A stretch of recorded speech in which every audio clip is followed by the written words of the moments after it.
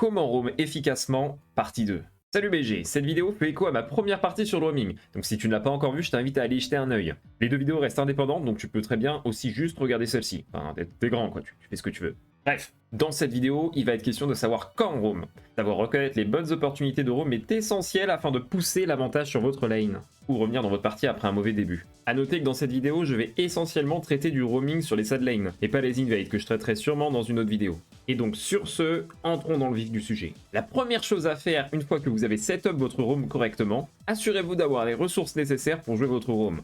Vos cooldowns importants et un nombre décent de PV et de mana. Une fois que vous initiez votre roam, il va falloir regarder l'état de vos lanes alliés. Et oui, il va falloir aller prendre le réflexe de délock cette vilaine caméra et d'utiliser les F-keys, ou alors de cliquer rapidement sur votre minimap. Peu importe la méthode, l'objectif va être de prendre en compte un certain nombre d'indicateurs. Indicateur numéro 1, les barres de PV et de mana. Lorsque les barres de PV commencent à être faibles, une tension se crée. Je suis sûr que vous avez déjà connu ça avec votre vis-à-vis quand vous sentez qu'à tout moment, un flash-in peut arriver pour décider l'issue de votre lane.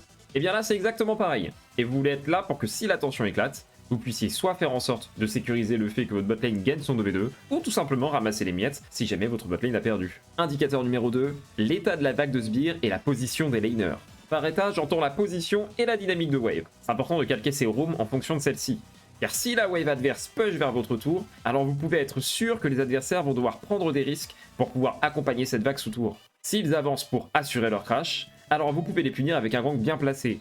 Et s'ils décident de reculer, pas de panique, c'est tout aussi bien. L'ADC va donc être deny de ses ressources, ce qui va donner un avantage à votre bot lane. Bref, c'est ce qu'on appelle une win-win situation, c'est-à-dire une situation où vous ne laissez à votre adversaire aucune bonne réponse. Et enfin, en troisième indicateur, la position des junglers. Dans les parties les plus désespérées, il faudra parfois vous dispenser de cette information, mais essayez au maximum quand vous remet d'avoir au moins une petite idée de la position du jungler adverse afin de ne pas vous faire surprendre. C'est une information non nécessaire si vous estimez que celui-ci ne peut pas déranger vos plans, mais bon, je le connais, hein. Je sais que ça vous est déjà tous arrivé de mettre un pas dans la river et de vous faire littéralement supprimer du jeu par un ringard ou un Kha'Zix sauvage. Je suis passé par là moi aussi. Et voilà, vous avez désormais toutes les clés en main pour réussir votre roam. N'oubliez tout de même pas la mécanique de vision, surtout avec les nouvelles lampes féeriques. Essayez un maximum d'éviter les zones de vision adverses et de retirer la vision régulièrement avant d'effectuer vos roams. Gardez en tête également que certains champions seront plus à même de réussir un roam, notamment les champions avec beaucoup de mobilité et de dégâts de base en début de partie. Ceci étant dit, moi je retourne à mes solo queues, j'ai un chat à récupérer, et si jamais ça t'intéresse d'en apprendre davantage en mid lane, tu peux toujours passer sur mes lives et rejoindre le Discord communautaire. A très vite BG.